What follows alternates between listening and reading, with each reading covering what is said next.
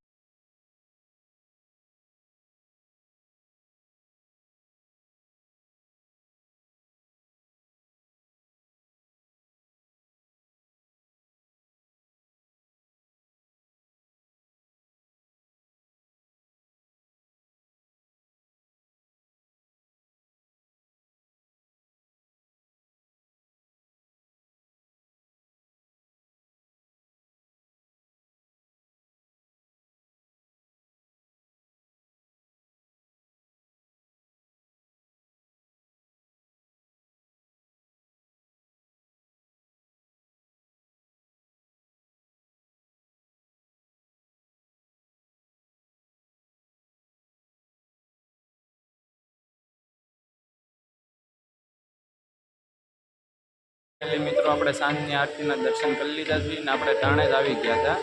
આપણે આરતીમાં ઘડી બેઠા, અત્યારે દર્શન કરી લઈએ।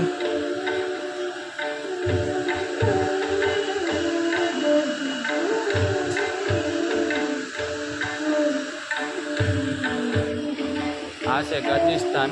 આપણે દર્શન કરી લીધા, આગળ દર્શન કરીને પછી ઉપર જઈએ।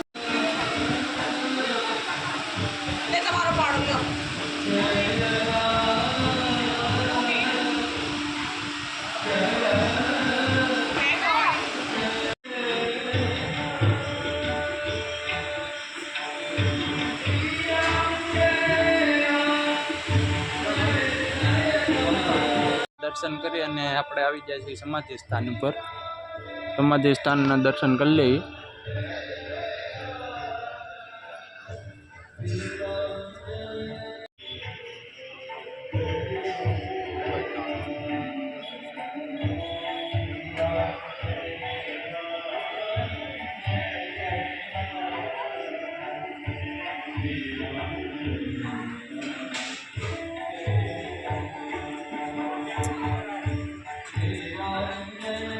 આપણે મંગળા આરતીના દર્શન કર્યા, પછી સમાધિ સ્થાનના દર્શન કર્યા। હવે આપણે આવી ગયા છીએ કાળ ભૈરવ દાદાએ।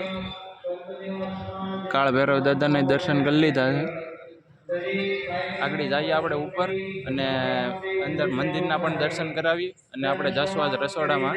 તો આપણે ના જોઈએ અને આપણે આજ પ્રસાદી પણ અહીંયા જ લેવાની છે। તો બનારો બ્લોગમાં કન્ટિન્યુ। તો મળીએ તમને આગળ જઈને।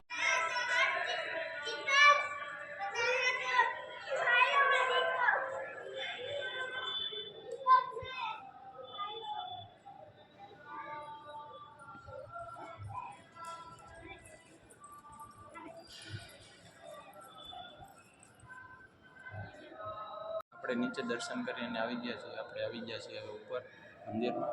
મેં તો દર્શન કર્યા છે, તમને પણ દર્શન કરાવી દઉં।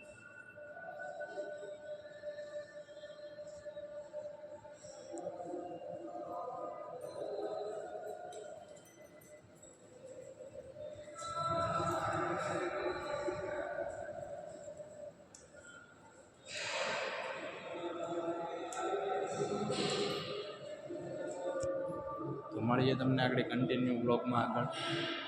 તો આપણે નીચે દર્શન કરી લીધા છીએ અને મંદિરના બીજા માળ ઉપર સીતા રામ અને લક્ષ્મણનું મંદિર છે ત્યાં આવી ગયા છીએ.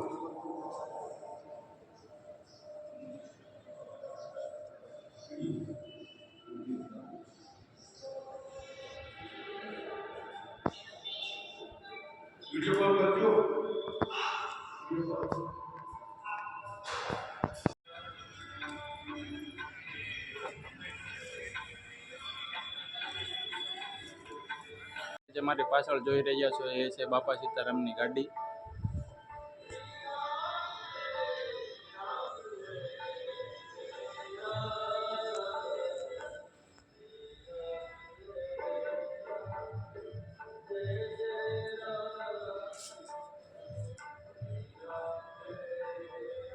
બાપા સીતારામ વધારે ભાગે આ ગાડીમાં મુસાફરી કરતા. આપણે બગદાણા માટે જેટલું કહીએ એટલું ઓછું છે. આપણે તો એમ કહીએ કે મિની અયોધ્યા ગણી લો. મિની અયોધ્યા નહીં, અયોધ્યા જ અહીંયા છે એમ ના. અયોધ્યામાં ખાલી સીતા અને રામ જ છે. અહીંયા બાપા સીતારામ પણ છે ને કાંઈ ઘટે જ નહીં. મંદિરને તમે આવો દર્શન કરવા અને તમે પણ અનુભવ મેળવો તો તમને ખબર પડે કે અહીંયા કેવી મજા આવે છે. અને દર્શન કર્યા પછી તો અલગ જ અનુભવ થાય છે. તો તમે પણ આવો દર્શન કરો. તો આપણે જઈએ હવે પ્રસાદી લેવા. તો મળીએ તમને ના જઈને.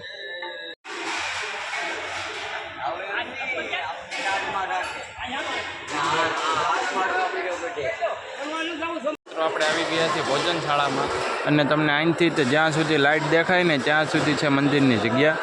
અને અહીંથી પણ જ્યાં સુધી તમને સ્ક્રીનમાં લાઇટ દેખાય ત્યાં સુધી છે મંદિરની જગ્યા. તો આપણે જઈએ હવે પ્રસાદી લઈ આવીએ અને તમને આપણે આવી ગયા છીએ રસોડાની મુલાકાતે. આ તમે જેટલા ટોપ જોઈ રહ્યા છો એ બધા ટોપમાં પબ્લિક માટે પ્રસાદી બનાવવામાં આવે છે.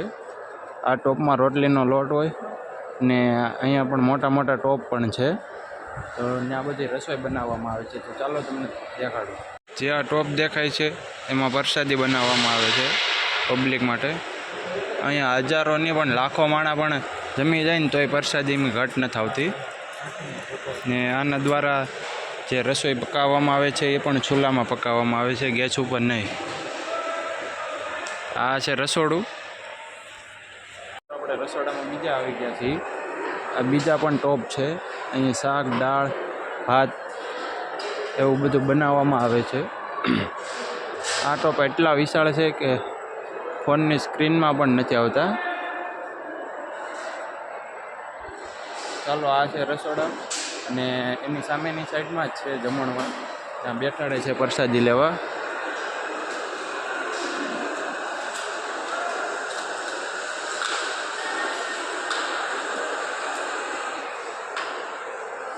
ચાલો આપણે પ્રસાદી લઈ આવીએ. તો તમને પણ પ્રસાદી લેવડાવું. આગળ જોઈએ આપણે. તો મળીએ તમને ના જઈએ.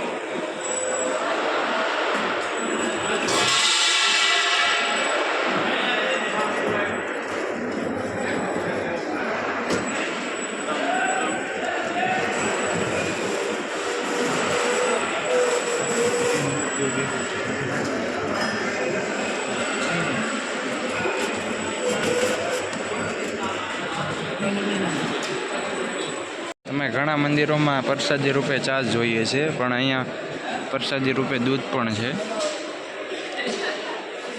તો ચાલો આપણે પ્રસાદી લઈ લઈએ, પછી તમને મળીએ તો બન્યા વ્લોગમાં કન્ટિન્યુ.